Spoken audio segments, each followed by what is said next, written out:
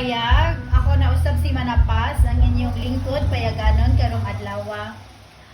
Kung manumduman nato medyo dugay-dugay na ta, wala nagistorya dinhi ug dugay-dugay na sad ta nga wala nagkita-kita no, but maybe karong mga panahon na ma-update na mo sa among mga daily activities hato ang payag.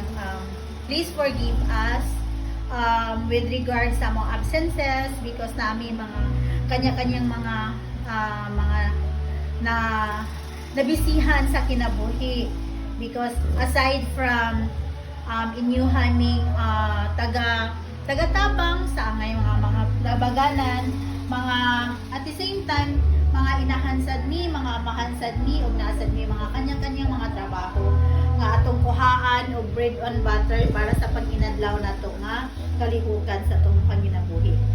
Okay, so later akong i-discuss karon nga aduna na usab kami atuon nga mga tabanganan nga ana-ana himutang karon sa sitio Kalma, Malbago ug dito usab sa Suba. Okay, kita-kita ta karon taud-taud mga kapayag, at tangimin ninyo sa amo ang pangnikay-nikay karong adlawng Domingo. Salamat ug maayong hapon kanatong tanan.